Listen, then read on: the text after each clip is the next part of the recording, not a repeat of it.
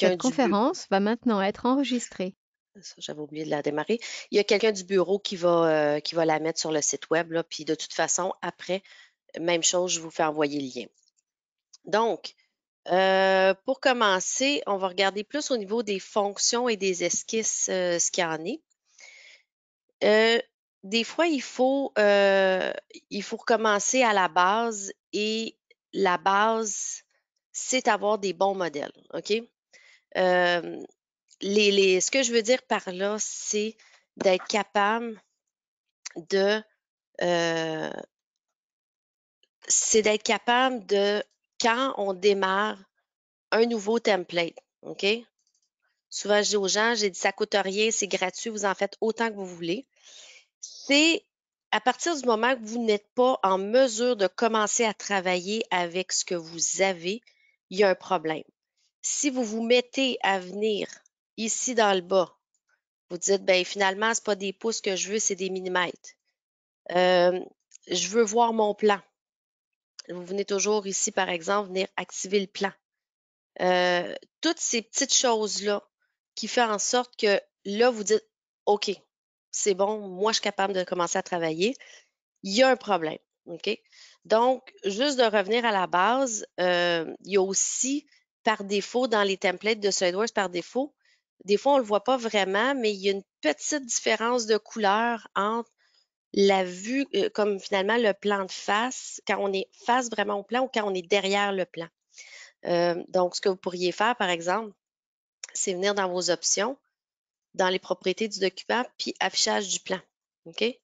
Donc, à ce moment-là, vous pourriez dire, ben, la face de devant est en vert et l'arrière est en rouge. Donc, ce que ça fait, c'est que quand vous allez travailler avec vos plans, il y a vraiment vous le voyez tout de suite visuellement. OK, là, je suis devant mon plan, dans le fond, normal au plan, ou je suis derrière le plan. OK, parce que l'extrusion se fait toujours normal au plan. OK? Donc, par la suite, donc on a joué avec la couleur des plans, la visibilité des plans si on en a besoin, les unités. Donc, encore là, après, on peut venir changer les couleurs. Et ce qui nous reste à faire après, c'est les sauvegarder en template. OK? Donc, on fait fichier, enregistrer sous, et vous venez complètement en bas ici. Donc, c'est ce qui va faire en sorte que ça va devenir un part template. Là, on ne s'arrête pas là. Il y a, il y en a qui vont même mettre une partie de l'extrusion, OK? Pour être capable de dire, ben, moi, c'est toujours des plaques d'acier. Donc, ils vont mettre la forme, ils vont mettre le matériel, ils vont mettre des dimensions qui vont être capables d'être capturées puis d'être ajustées, pas ajustées, mais d'être capables d'être visibles dans le build de matériel, donc rapidement. Donc, c'est une façon d'être encore plus productif. Donc, par exemple, ici, je vais l'appeler Part Inch avec plan. Donc, j'enregistre. Donc, ce que ça fait, c'est que maintenant, quand je vais faire nouveau, je l'ai ici. Donc, il va se retrouver ici par défaut dans mes templates. OK? Donc, c'est quelque chose qui est minime. Bien, c'est sûr que ça dépend toujours de la dimension de l'entreprise, là. Si on est 50 à faire du CAD dans l'entreprise, c'est sûr qu'à un moment donné, faut pas travailler en solo, là. Faut discuter avec les gens avec qui on travaille ou les administrateurs CAD, là, qu'on va appeler. C'est important. Mais sinon, c'est une chose à établir dès le départ, là, quand on travaille des templates. Au niveau des esquisses, donc, les esquisses, maintenant, on est capable, en venant sélectionner tout simplement le bout ici, de faire des dimensions. Donc, je vous explique. Donc, par exemple, je fais une ligne comme ça, je reviens, ça, des fois, c'est des choses que les gens ne savent pas, sans rien toucher, sans avoir cliqué sur quelque chose, j'ai pu démarrer un arc. Et par exemple, je fais ça comme ça. Mais par contre, mon arc, je le voulais de l'autre côté. Donc, maintenant, on est capable de faire bouton de droite et inverser. OK?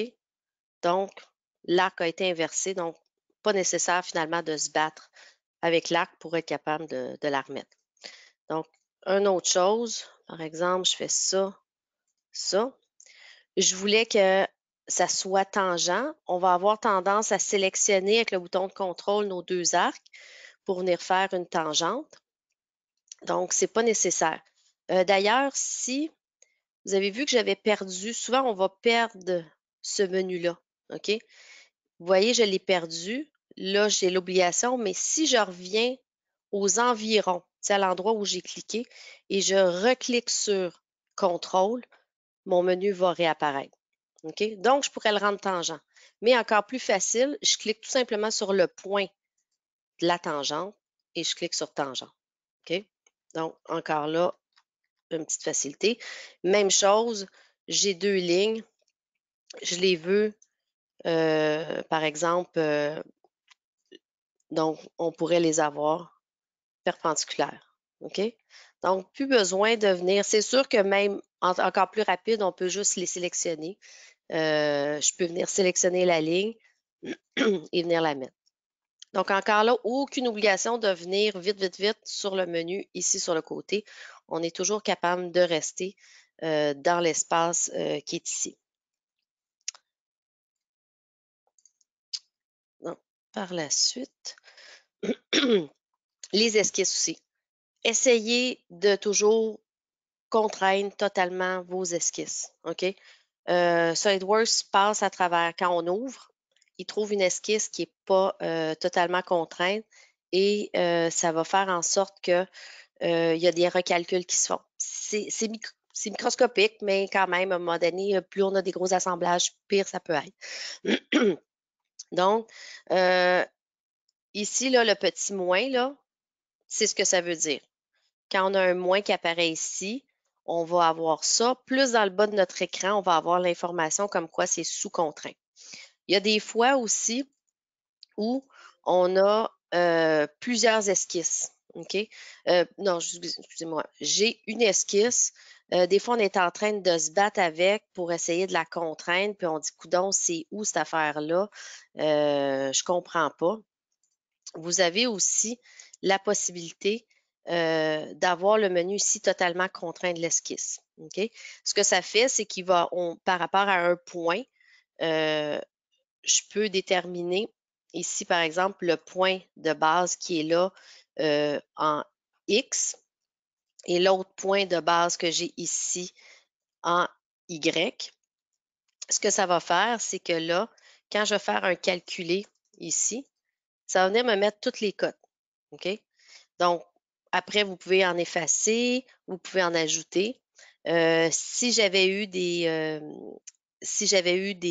un manque de contraintes d'esquisse, il me les aurait ajoutées aussi. Donc, des fois, quand on doit faire rapidement, c'est de l'importation, c'est des choses qu'on doit contraindre. Mais à ce moment-là, cet outil-là dit, OK, regarde, je ne me pose pas de questions, on contraint totalement. Et puis, ça va être fait. L'autre chose aussi, si c'est de l'importation d'esquisse, on peut aussi, n'oubliez pas, on sélectionne toute l'esquisse et on fait fixe ici. OK?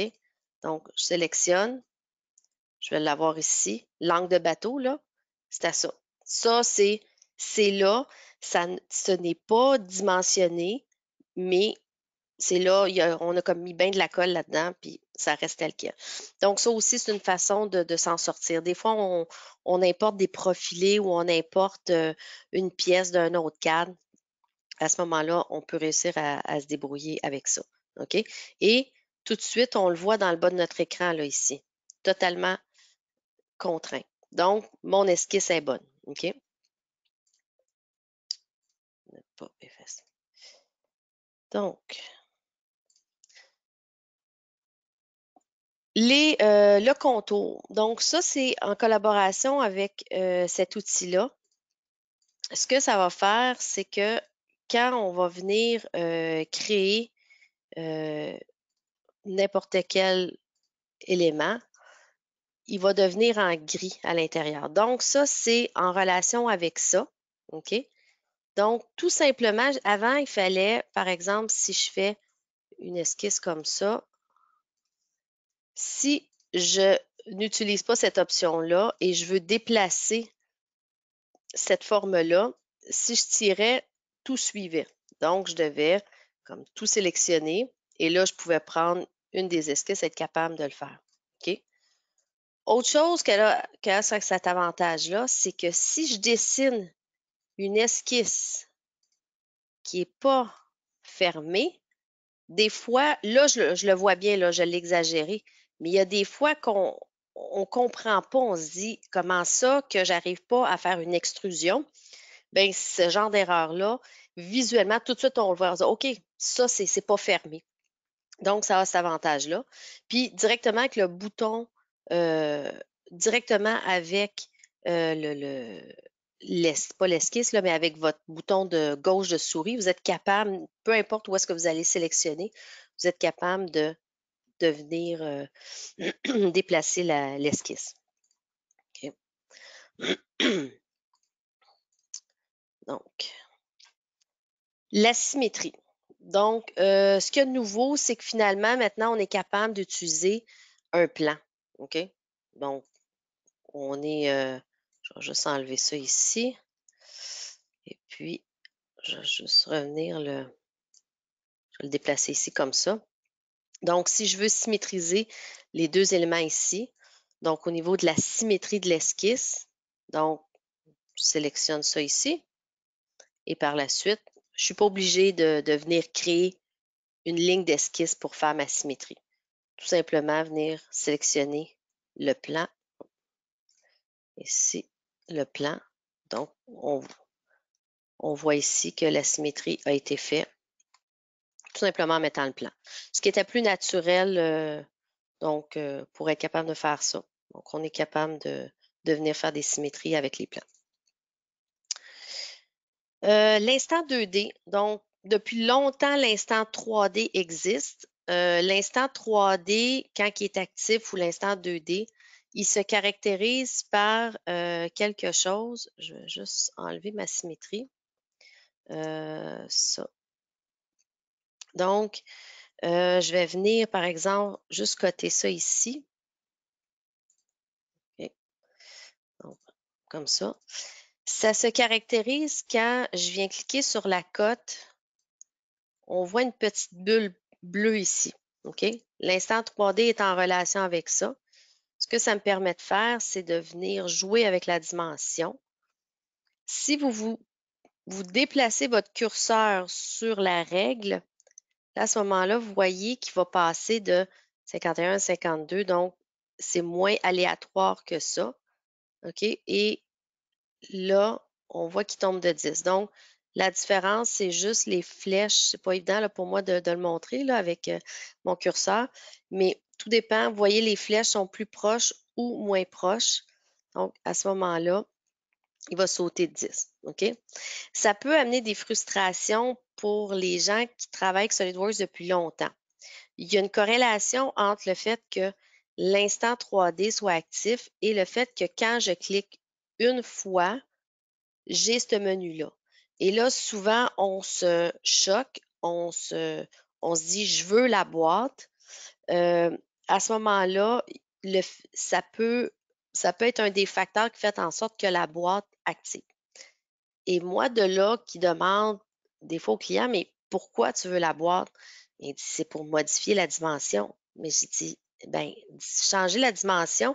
Encore là, vous allez devoir changer la dimension, faire Enter, alors que vous aviez juste un clic à faire et on aurait mis la dimension tout simplement. OK? Ça va être la même chose avec, je vais juste retourner ici. Bon, je vais juste aller effacer ça.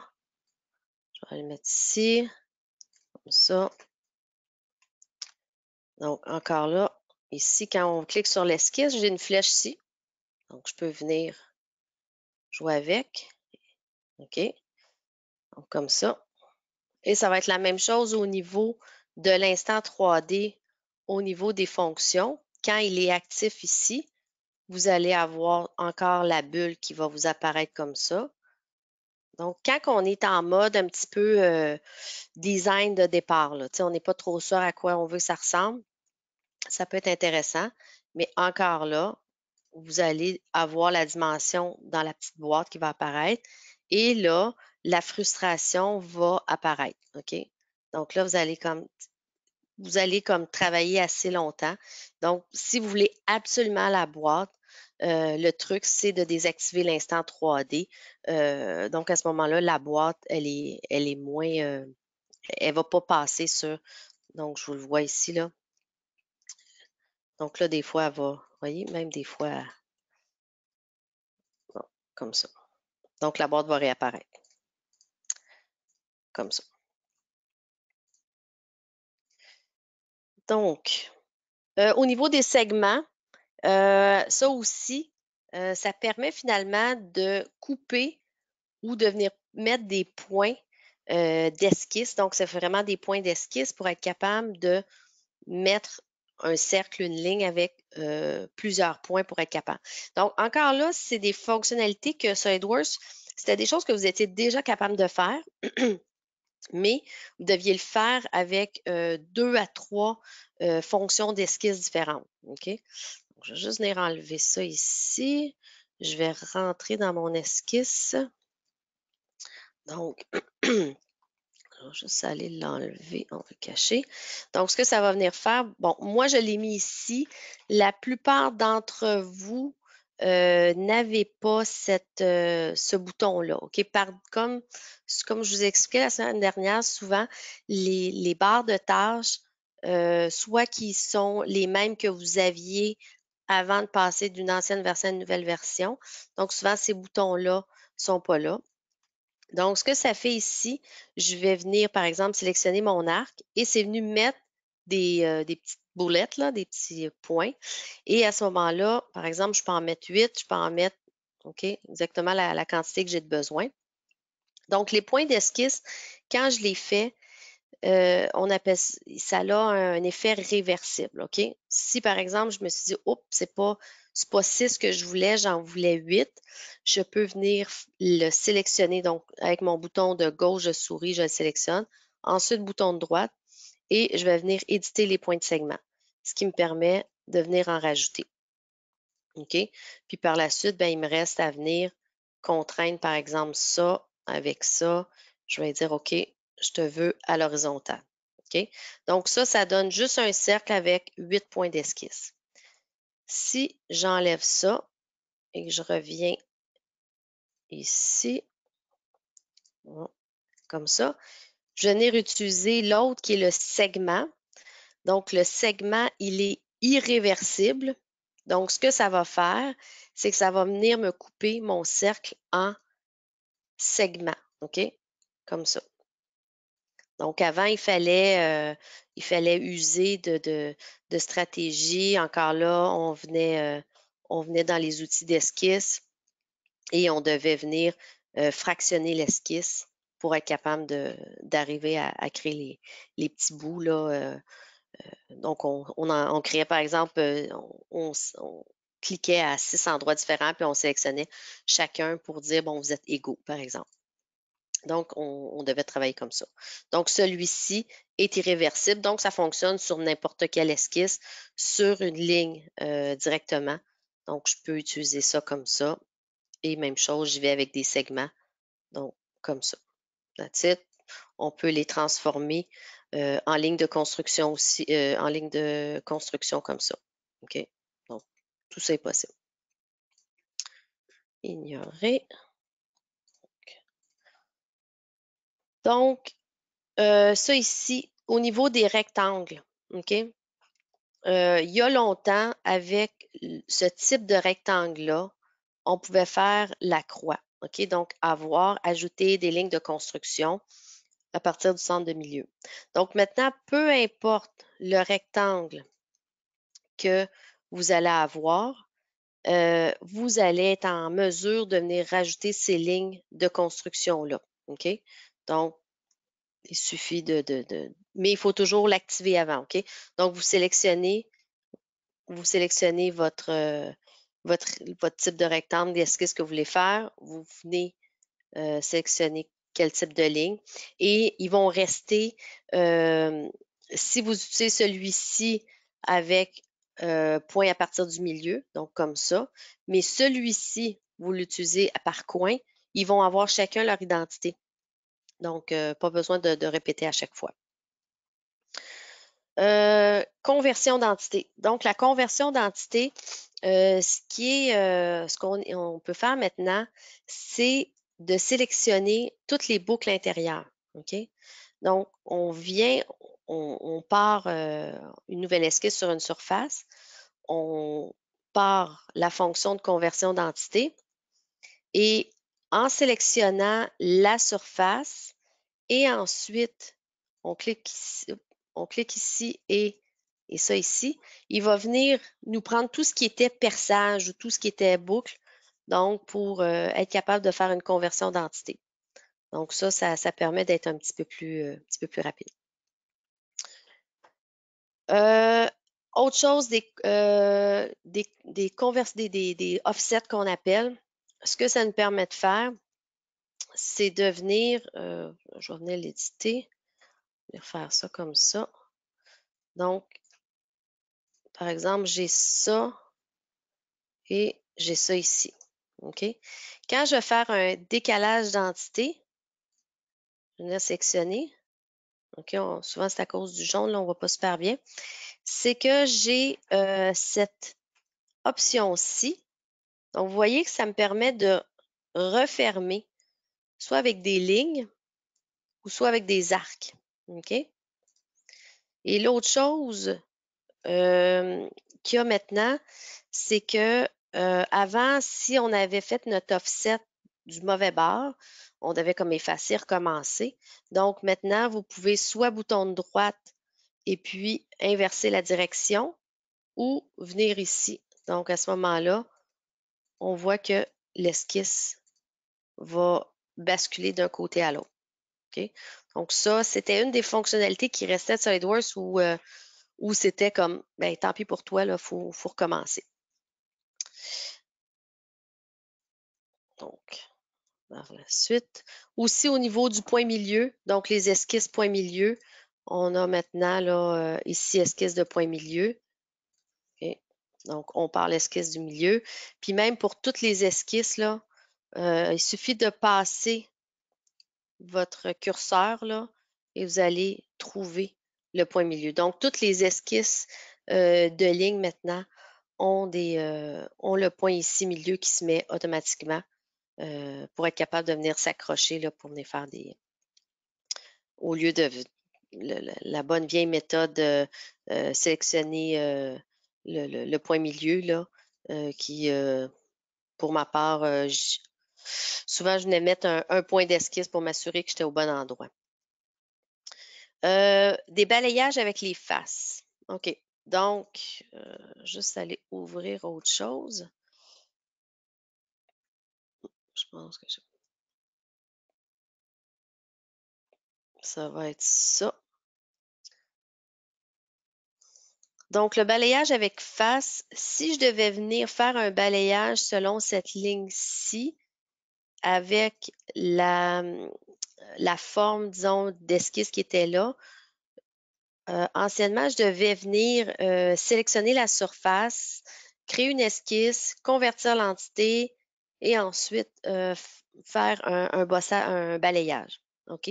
Donc, maintenant, j'ai plus besoin. Tout simplement, je fais un bossage-balayage. Je sélectionne la surface qui va être mon profil. Donc, il trouve tout de suite. Et comme ça. OK? Donc, beaucoup plus rapide à faire. Autre chose pour le balayage, si vous utilisez le balayage pour faire des câbles ou des tuyaux, des choses comme ça, vraiment de base, euh, maintenant, vous êtes tout simplement, au lieu de venir créer un profil, parce qu'il ne fallait pas oublier, il fallait toujours comme créer le profil rond au bout de la ligne. Donc, on sélectionne ça ici. Profil circulaire, on donne la valeur comme ça, et puis ensuite, je lui donne la trajectoire. Donc, oups, profil. Ah, il est trop petit. Et voilà. Voilà. Donc, plus besoin de créer. Et SolidWorks, d'ailleurs, ne crée lui-même pas de profil rond. OK? Donc, le balayage n'a qu'une seule esquisse, alors que dans ce cas-ci, je l'ai créé avec 2 esquisses. OK? Continue. La répétition linéaire, ce qu'on a fait aussi il y a quelques années, c'est qu'ils ont combiné finalement certaines fonctionnalités en deux. Donc, par exemple, je veux être capable de répéter cette chose-là sur une certaine distance, OK, jusqu'à un certain endroit. Donc, avant, il fallait comme au préalable dessiner une ligne d'esquisse et faire ensuite notre répétition qui allait être répétée par rapport à une esquisse. Donc là, ils ont comme combiné ces deux fonctionnalités à l'intérieur de ça. Ce que ça nous permet de faire, finalement, c'est juste de comprendre un petit peu comment ça fonctionne. Donc, je vais juste rentrer là-dedans. Donc, en général, on va utiliser ça, disons, la bonne vieille répétition linéaire se fait de cette façon-là. Donc, on lui dit combien on en veut ou c'est quoi l'espace que je veux entre chaque. Par contre, si on utilise celui-ci, si on lui dit, tu me répètes tant que tu n'auras pas atteint cette surface-là, par exemple. Donc, j'aurais pu mettre aussi un plan pour venir me sélectionner dessus. Et à ce moment-ci, ça fait que si je lui dis de mettre une dimension où on va voir que, vous voyez qu'il perd, OK? Donc, parce qu'il atteint le mur, donc il élimine cet élément-là, OK? Donc, comme ça. Autre chose, ça va être dans le bas. Donc, la dernière option, vraiment, vraiment dans le bas, qui nous permet ce qu'on appelle des occurrences à varier. Donc, par exemple, le blond qui est ici a une hauteur, une largeur, une profondeur, et il y a aussi une distance qui se fait entre chacun. Ben, je peux soit, en venant sélectionner euh, une des bulles ici, donc je pourrais modifier tout simplement cette occurrence-là. Donc, je la veux plus large, plus longue, ou tout simplement, évidemment, ignorer ça, c'était déjà là. Mais si je disais, ben, moi, je veux faire en sorte que ça, à chaque fois qu'il y a une répétition, je veux qu'il y ait, juste ça, des fois, euh, je vais venir le mettre, OK, c'est, bon, 0,125 de plus, OK? Donc, à chaque répétition, comme ça. Donc, chacune des répétitions, il y a eu une dimension. Celle-ci, elle est de là à là, il y a 0,25, c'est 0,5 plus 0,125 plus 0,125, ainsi de suite. Donc, c'est des petites choses qui se sont ajoutées, mais qui permettent de rester vraiment dans la répétition linéaire. Autre chose, dans la répétition circulaire, ce qui est nouveau, c'est que maintenant, vous avez deux directions. Donc, vous pouvez faire une répétition circulaire avec, par exemple, à toutes les 15 degrés, et de l'autre côté, une répétition circulaire avec du 30 degrés ou 33 degrés. Donc, c'est des petites choses à savoir. Autre chose, on continue ici. Au niveau des fonctions de plan. Euh, au niveau des plans, je vais continuer avec ça. J'ai un plan à créer. Ben, encore là, des fois, là, on peut tirer sur nos plans, c'est pas un problème. J'ai besoin d'un plan ailleurs. Donc, bouton de contrôle et tout simplement, je tire sur le plan. OK? Donc, je viens de créer mon plan et ensuite, je peux venir jouer avec ça. OK? Ce qu'il y a ici, c'est que c'est par rapport à la normale. OK? Donc, comme je vous expliquais tout à l'heure avec mon plan vert, mon plan rouge, ben, ça me permet finalement d'avoir ça. C'est intéressant surtout quand vous venez faire du remplacement de pièces au niveau d'un assemblage. Donc, à ce moment-là, ça évite que quand vous faites un remplacement d'une pièce par une autre, si elle n'avait pas été créée exactement de la même façon, bien, la pièce était complètement à l'envers. Il fallait comme enlever les contraintes, recommencer. Puis surtout, si cette pièce-là venait s'insérer entre deux autres pièces qui avaient des contraintes dessus. Donc, ça peut être très, très intéressant comme outil. OK? Donc, j'ai un plan ici. Autre chose, au niveau des plans, si je viens, on va supposer que mon 0,0 est ici et que j'ai besoin d'un plan au centre. On sélectionne une surface ici, l'autre surface, et ce qu'on peut venir faire par la suite, c'est de venir créer un plan. Donc, c'est vraiment la fonction de plan milieu. C'est que dans le fond, SolidWorks me crée vraiment un plan au centre en sélectionnant deux surfaces. Donc, évidemment, si mon élément change, bien, le plan va toujours vraiment rester au centre.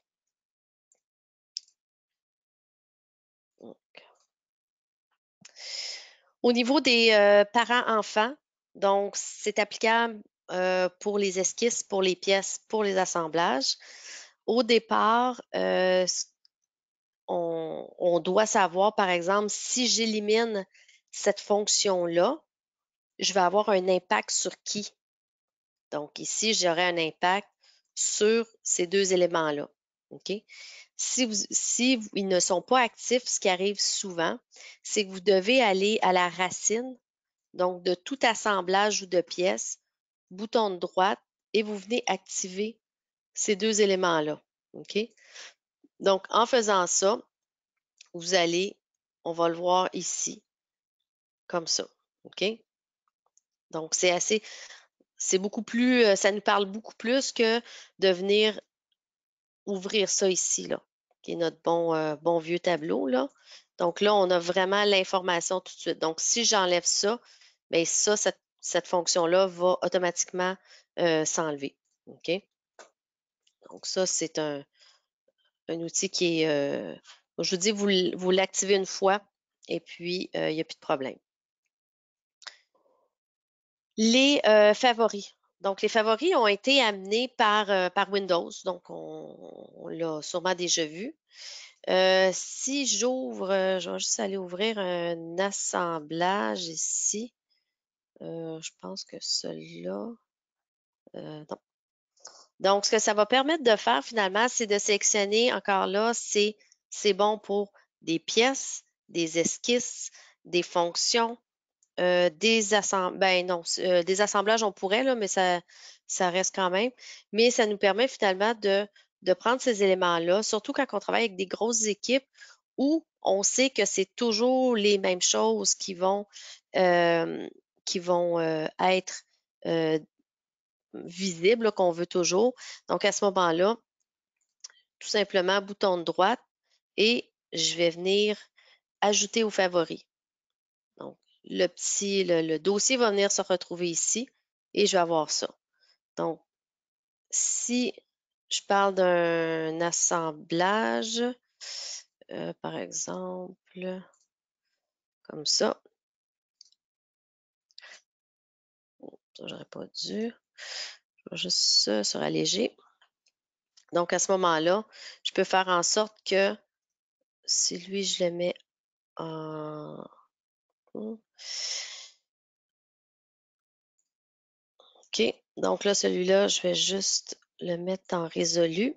Donc, par exemple, ici, je peux faire en sorte que ça soit mis au niveau des favoris, que la fonction ici soit ajoutée aux favoris, et puis que ça ici soit ajouté aussi aux favoris.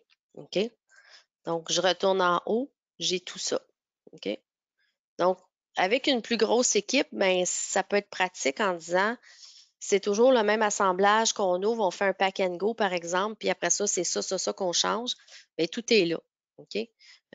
Donc, ça peut être intéressant. Donc, on ne se cherche pas au niveau de l'arbre de création qui peut être très gros. Par la suite, vous ne le voulez plus. Tout simplement, Il y en a un qui va être là, où on va être capable de ça, ajouter euh, supprimer des favoris, c'est ça. Donc, tout simplement, on les enlève, on les retire, tout simplement. Donc, je voulais juste revenir 2 petites secondes sur ce qui est des propriétés donc, qu'est-ce que je vous ai montré tout à l'heure là, pour ce qui est du template. Ce qui est super important aussi pour tout ce qui est pièces, donc par exemple, une pièce comme ça, c'est les propriétés. OK? Les propriétés de la pièce, qu'est-ce que je veux dire? C'est ses matériaux. OK? Donc, les matériaux, là, ici, j'en ai et vous devriez toujours les avoir à portée de main ici. Donc, les matériaux, si j'en utilise en général, là, on s'entend là qu'on dans une entreprise qui fait toujours la même affaire, on est assez, on n'a pas 150 matériaux. Ça se peut, mais pas, je parle de travailler à tous les jours avec les mêmes matériaux, sauf qu'on utilise à 80-90 du temps. On va venir les mettre dans nos favoris ici. Donc, on fouille dans dans les matériaux qui sont ici. Ensuite, on fait ajouter. Donc, comme ça, ajouter. Donc, quand je vais faire fermer ici, bien, je vais toujours les avoir à portée de main. OK? Comme matériaux. Donc, les propriétés personnalisées, c'est ce qui va se retrouver ici. OK?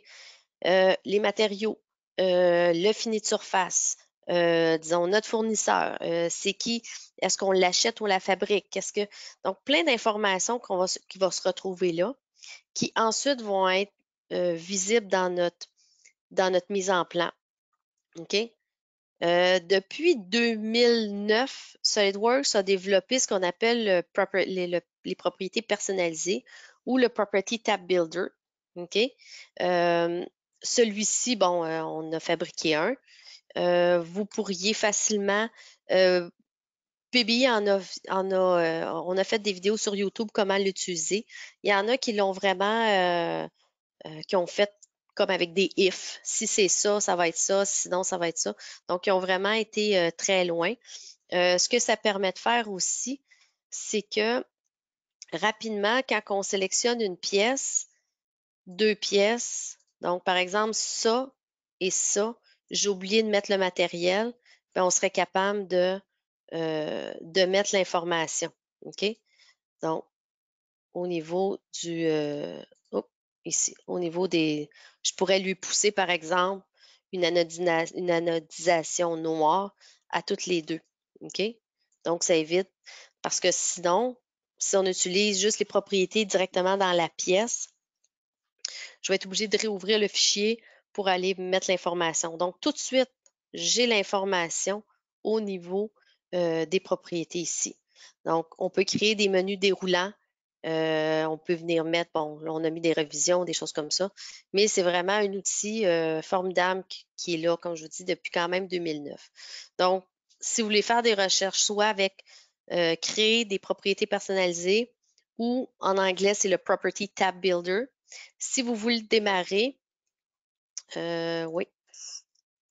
Donc, si vous voulez le démarrer, vous allez le retrouver dans vos outils ici, dans l'éditeur de formulaire. OK? Et l'éditeur de formulaire, je l'ai fait ici. Donc, ça ici, c'est les outils pour les créer. Ça, c'est comme les propriétés qu'on va venir lui appliquer. Et ici, c'est le visuel que vous allez avoir. OK? Donc, à ce moment-là, vous avez des text box, par exemple, comme ça, qui va vous permettre de mettre comme je sais, ça va être la redondance, là, c'est juste pour vous montrer. On fait CTRL-C, CTRL-V ici, et vous allez retrouver, par exemple, la masse. Donc, ici, vous avez toutes les propriétés qui sont propres à SolidWorks. Et ici, va déterminer si vous voulez comme une configuration, si vous le voulez spécifique à la configuration ou custom. Et vous pouvez maintenant même le mettre en read-only. Si vous le faites ça, faudrait que je confirme, là. Le bouton Read Only est visible seulement quand on est en anglais. Par contre, le fichier, vous pouvez soit basculer en anglais ou sinon, vous éditez le fichier dans un notepad et là, vous êtes capable d'aller activer, de mettre la valeur à yes ou no, ou je me rappelle pas si c'est avec je pense que c'est ça, c'est juste aller mettre la valeur à yes. À ce moment-là, vous êtes capable, mais la dernière fois que je l'ai vu, celui-ci n'était pas disponible quand on le démarrait en français. Donc, au niveau je ne sais pas s'il y en a qui avaient certaines questions pour ça. Moi, il y a quelqu'un qui m'a demandé si on avait, donc déjà, je vais le renvoyer, là, il y a quelqu'un qui me le demande. Euh, il m'a demandé si je pouvais y envoyer. Donc, oui, il n'y a pas de problème. Je vais juste remonter. Donc, lors d'un changement de plan pour une esquisse, donc changer une esquisse d'un plan de surface vers un plan natif, on peut le changer à normal, oui. Donc, ça veut dire que euh, pas pour un plan, euh, les plans de base, là. Euh, donc, d'être capable de le changer à la normale, ça va être les plans qu'on va créer nous-mêmes, OK? Pas le plan, le top, le front, puis le right. Donc, ça, c'est pas possible. Euh, oui, donc, est-ce que les propriétés personnalisées, on pourrait les insérer dans des blocs existants? Là, c'est juste d'être sûr, c'est quoi un bloc, si on parle de bloc dans SolidWorks, euh, si je regarde là, faire des blocs, ça non. Mais si, par exemple, vous avez déjà la bonne vieille méthode, là, si on parle là, d'il y a longtemps, les gens, ce qu'ils faisaient, c'est que dans leur template de base, ils avaient mis leurs propriétés déjà toutes insérées ici, OK? Donc, on allait là, il fallait l'ouvrir, on venait rajouter l'information euh, pas à la mitaine, là, mais il fallait comme ouvrir à cet endroit-là. OK? Si j'ai déjà des pièces qui ont déjà des propriétés, oui, on peut basculer de cette façon-là à cet outil-là. OK? La seule chose qu'il faut respecter, c'est que vous allez devoir ouvrir. Donc, par exemple, ici, j'écris masse. Je vais écrire dessinateur. OK? Il est sensible à la case, donc s'il y en a un qui écrit dessinateur avec un S, ainsi de suite, pour lui, c'est une autre propriété. Donc, ce qui va être important de faire, c'est de faire un copier de ça et de venir, par exemple, ici, de venir faire euh, de venir faire une propriété euh, directement. Donc, on copie-colle à cet endroit-là. À ce moment-là, le système va retomber sur ses pattes, il va le reconnaître et même il va être capable d'apporter l'information. euh, il va être capable d'amener l'information sans problème. OK? Donc, pour ça, c'est vraiment pas un problème. Donc, s'il y a quoi que ce soit, euh, ça serait soit de nous communiquer ou si vous n'êtes pas certain, mais en théorie, là, c'est de faire des tests. Puis la meilleure façon de faire des tests, c'est de le créer comme ça. Puis quand on le crée, par la suite, on est capable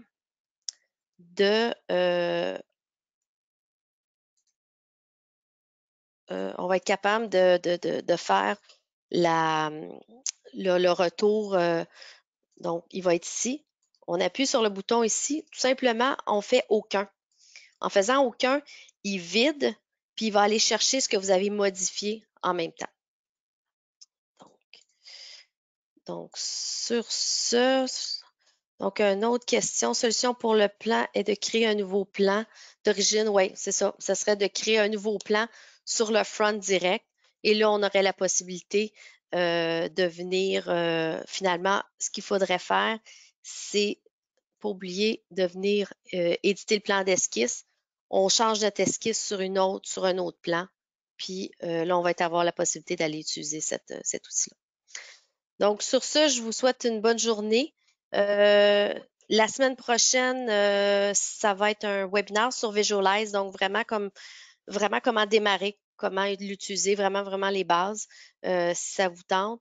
Je vais vous renvoyer ça. Vous pouvez toujours l'avoir ici sur notre site web.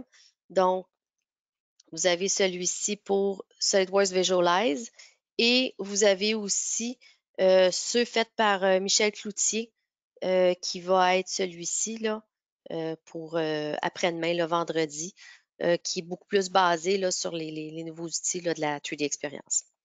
Donc, sur ce, merci et bonne journée.